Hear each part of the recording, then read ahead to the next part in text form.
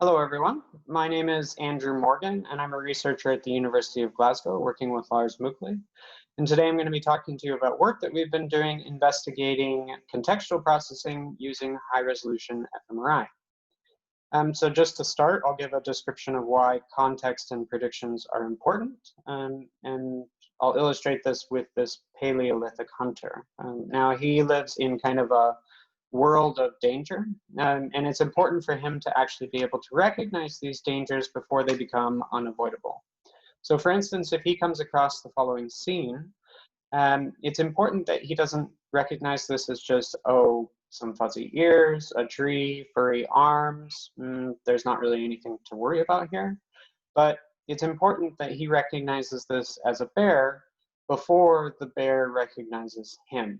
And this is in order to avoid situations like this one.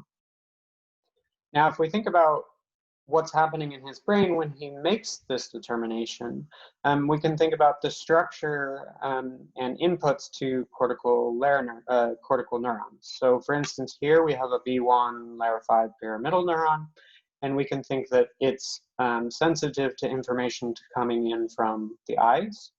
Importantly, its basal dendrites might be sensitive to a very small portion of the visual field called its receptive field.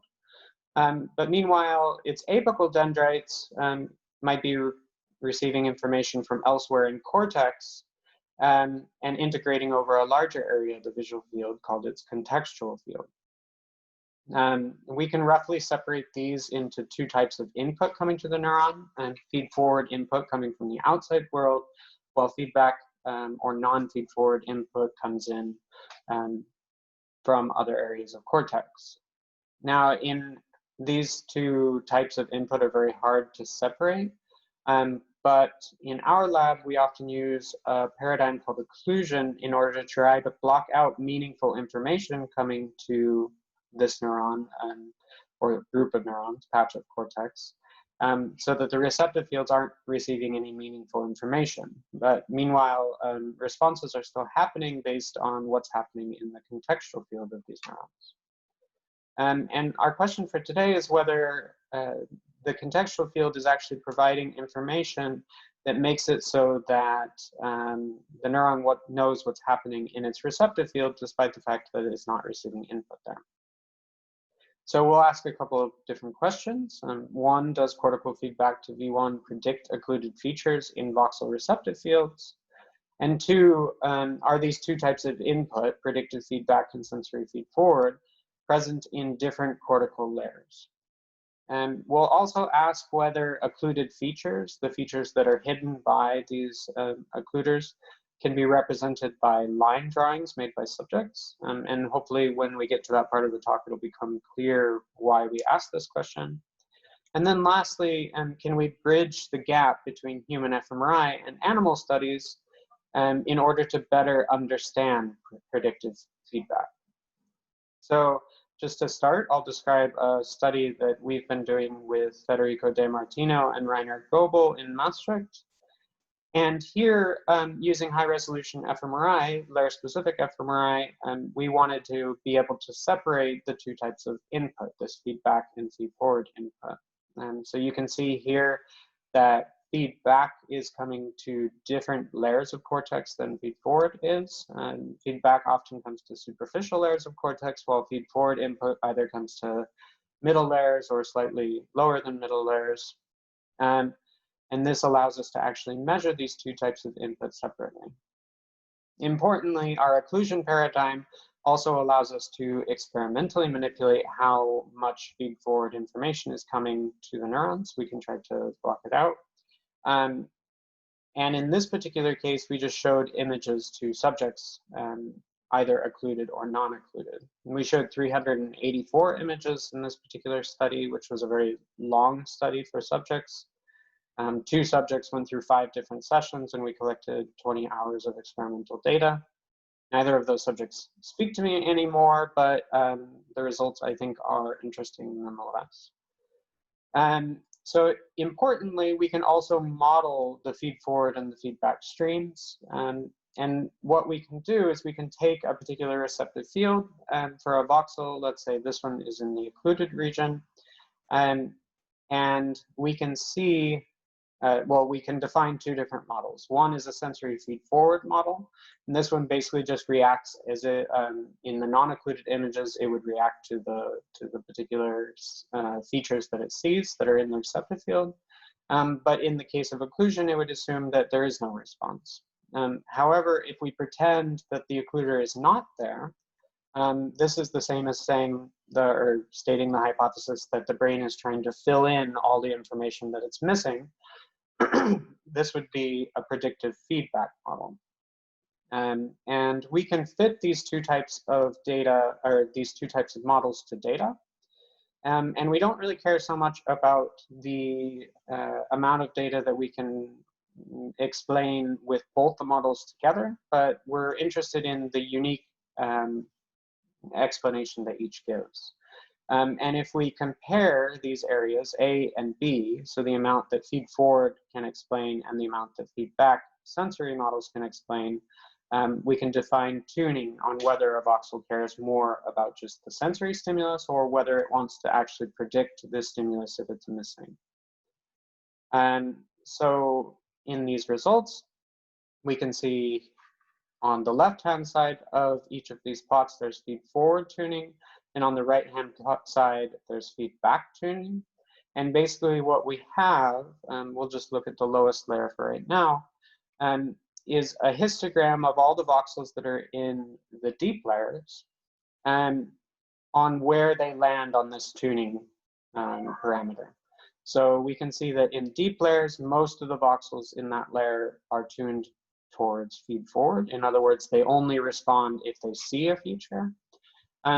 But as we move through the cortical layers up towards the superficial surface of the brain, we can see that voxels start to also respond to the feature that wasn't there. In other words, they're trying to predict the features that were missing. Now, if we go to the most superficial layer, in this case, the first subject follows this trend. The second is a little bit less so, although we can see that it's roughly following it. And we think this is actually due to removing vasculature from this subject manually, and therefore losing some of the voxels that might have been in that peak. But this is maybe some place where we can learn a lesson, which is that you should really have a good idea of what the anatomy of your subject looks like before you collect 5 days of functional data. But either way, I think we've shown that we can separate sensory feed forward and predictive feedback signals using scene occlusion and high resolution fMRI. And further, we found that deep layers of V1 are tuned to sensory feed forward signals, while superficial layers are tuned towards predictive feedback signals. Now, this suggests that feedback connections terminating in the superficial layers actually provide information to neurons that wasn't available via their localized feed-forward input. Next, we wanted to know whether we could use line drawings as models of the information that was missing in these occluded patches. And part of this was because line drawings are kind of a natural way to look at visual information. They've been used for thousands of years by humans, including by our Paleolithic hunter, in order to convey visual information. But importantly, when looking at these occluded images, we can see that the underlying information or the hidden scene is not always predictable. And therefore, we thought that line drawings made by subjects would actually be an intuitive way to understand which information was predictable and which was not. So for instance, here, some of our scenes are quite easy to predict. And then we would expect that people fill them in a way that's congruent with the scene. But others are not so much. So in this cityscape, very few people know that there's a bridge underneath this because it's pretty well hidden. And even if you guessed that there was beach debris in the occluded region on this beach, you wouldn't necessarily know where it was. So it would be kind of a not very precise prediction. So we asked 50 subjects to draw in the occluded region on these 24 scenes using an iPad. This was a kind of a fun experiment for people. And interestingly, if we zoom in on a couple of these, we can see that people are very consistent. This is the average of the 50 drawings over top of each other, but also that actually these match the scenes very well. At very, very quick glance on some of these, you might not even notice that they were drawings on that portion. But importantly, if we go back to our examples of well-predicted scenes and poorly predicted scenes, we can see that the well-predicted scenes do indeed match very well what was underneath, what the scene was. But in the poorly predicted scenes, all of our subjects draw roughly the same thing. It's just not what was actually hidden. So this would indicate that the information there is not easily predicted. And in a separate behavioral study, we actually confirmed that people thought that this was the case. Now, interestingly, if we then compare the two different models, so if we take the edges from the line drawings or the edges like we did in the previous study of just the underlying image, we can compare which of those better describes cortical activity when people are looking at these occluded images. And here, what we're seeing on the left-hand side of each of these plots is the most predictable scenes, while these are the less predictable scenes on the right-hand side. And interestingly, and a little bit counterintuitive when you first see it, the line drawings actually do outperform the images, or just the underlying image as a model, but only in the most predictable scenes. So in these scenes, like we saw on the left, where it's easy to know what is there.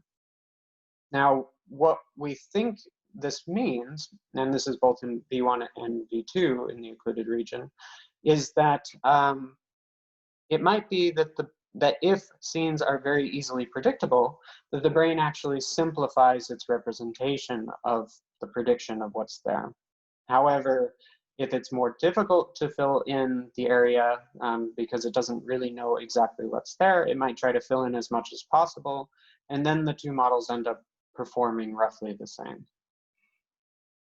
So just as a set of interim conclusions, cortical feedback to V1 does predict occluded features in voxel receptive fields, and the strength of predictive feedback and sensory feed-forward responses differ based on which cortical layer you're looking at. Further, we can actually characterize predicted occluded features by asking people to draw in the missing information using line drawings. And this information actually is a very good descriptor, or a better descriptor, of the cortical feedback when people are looking at those images.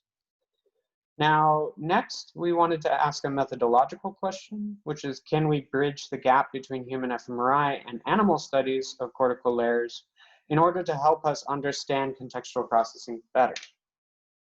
So the studies that we were thinking of in the animal literature are often depth electrodes in non-human primate electrophysiology.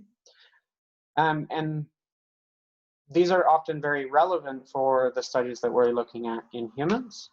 And what's interesting about these results is they're often done in a very elegant experimental manner. So for instance, because these go into a single patch of cortex and have high resolution through layers,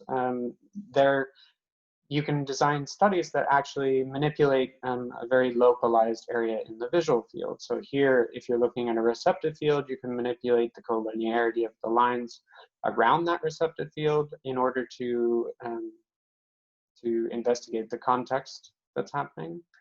Or you can change the task.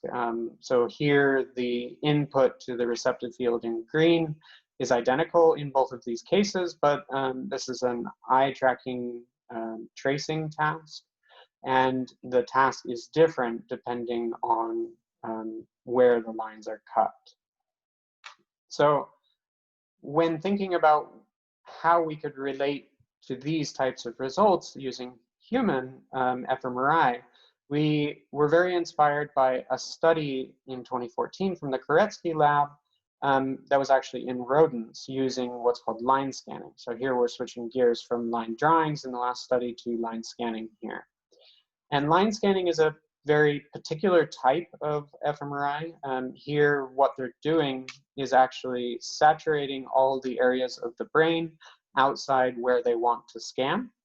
And then basically you're only receiving signal from a small sliver of the brain. And if you turn off your phase encoding gradient, this essentially converts this into a one-dimensional scan, which can be seen here. Now, this makes it so that you can go into very high resolution through cortical layers, but you can also go very high temporal resolution because the scan is relatively fast. You don't have to collect an entire image, it's only a single line. So in their results, interestingly, they were actually able to delineate input to a particular patch of cortex through time in a very interesting manner. So here we have cortical depth, so you can see the different layers, but the x-axis of this plot is actually just time. And so as they recorded this little patch of cortex, they could see that in the feed-forward case, activity started first at layer 4 and spread out from there. While in a feedback case, this was a ipsilateral, contralateral foot tapping task, and you could see layer 2, 3 activity and layer 5 activity first. Now, our goal here was to actually try to convert this into a human scanning experiment, but there are a few challenges that are involved. So as you can see, the rodent cortex, the rat cortex, is relatively flat. Human cortex is not like this at all. So the planning of where you place the saturation and the phase encoding gradients is a little bit more difficult.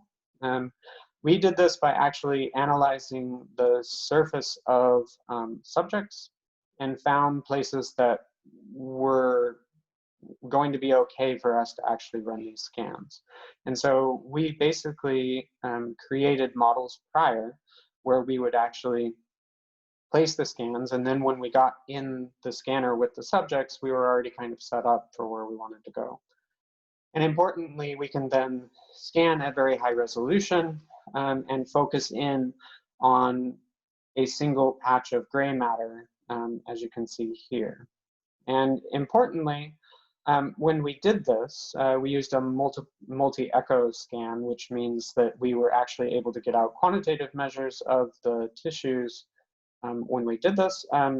It allows us to actually see the different cortical layers. So here, based on what's called S0, as well as the T2 star decay of the echoes, we were able to actually locate layer 4 in vivo in humans, and this is based on the kind of classical dip in T2 star values in layer 4, as well as, interestingly, an increase in the S0 signal, which could be related to increased blood volume there. And we then showed subjects movies, and so we've already shown that there's high resolution through cortical layers. Here we're scanning at 200 microns, but then using also 100 millisecond resolution in these scans, we were able to do functional scanning as well. Now, based on where on the cortical folding we actually placed the line scan in our subjects, we were able to kind of guess where the response of that line would be. So here we scanned 3 different subjects. Here's subject 1, subject 2, and subject 3. And we showed them movies where they were required to fixate in the middle of the screen. These were the Hollywood set of movies from the HCP project, just short clips. It was about 14 minutes in total, but because it's 100 millisecond resolution, we get a lot more data than we do in a classic fMRI experiment with something more like 2-second resolution. If we look at the receptive fields that we estimate from our data, we were pretty close in our guesses. This is subject 1 here, subject 2 here and subject 3 on the visual field. And importantly, not only were we able to get the receptive field locations, but we were also actually able to get tuning properties, orientation tuning properties of those locations as well. And because we were trying to develop this method further, we also did a second session to make sure that everything kind of lined up and we looked the same. And importantly, it did. So you can see not only that the locations and the sizes of the lines are relatively similar, but also the tuning properties are. So here, subject 2, this particular patch cares mostly about vertical lines or close to vertical lines, while subject 3 was mostly horizontal lines in that position. Subject 1 was a little bit less clear. There's more orientation tuning to different directions in their case, but still it was relatively similar between the two sessions. Now, importantly, if we look at the layer specificity, we can look at different tuning properties across different layers. Here we're showing the receptive field sizes, which have been examined both in fMRI literature as well as electrophysiology literature. And what we see is similar to what people have seen before. In the background, the colored lines are the individual subjects, while the black is the average over the 3 subjects. And what we find is that in layer 4, the receptive fields are smaller than they are outside of layer 4. So infragranular layers and supragranular layers both have larger PRF sizes, or population receptive field sizes. But interestingly, we can also look at the orientation tuning. And here we see something similar, which is not previously been seen in the fMRI literature, but does match what has been seen in the electrophysiology literature. And that's that layer 4 has less orientation tuning strength than infragranular and supragranular layers. And orientation tuning strength is the difference in response that these layers give when comparing the preferred and the non-preferred orientations that they respond to. Now, in future, the way we would like to look at contextual processing is using something like this, like line scanning. We can actually block out or occlude areas that are specific to where we're recording. This hopefully will give us a good idea of what is happening in different layers for individual subjects and individual patches of cortex. So just as a set of conclusions, cortical feedback to V1 does predict occluded features in voxel receptive fields, and the strength of predictive feedback and sensory feed-forward responses differ based on what cortical layers you're looking at. Further, we can characterize predicted occluded features by asking people to draw in missing visual information, which describes feedback pretty well. And we can try to bridge the gap between human fMRI and animal studies of cortical layers by combining data across modalities, different species, etc., and different neurological scales using techniques like high-resolution imaging. Here we're showing line scanning. Lastly, I would just like to thank everyone that I've worked with, and especially my supervisor, Lars Muckli, and my colleague, Petro, as well as collaborators, Federico De Martino, Rainer Goebel, with whom I learned to do a lot of the things that we've done on 70, and also on the first project that I showed, as well as Nils Nothnagel and Josine Gons, with whom we collaborated on the line scanning project. Also, just to thank the Human Brain Project and the UK 17 network, both of whom have funded this work. Thanks again. If we have any questions, then I'm happy to answer them.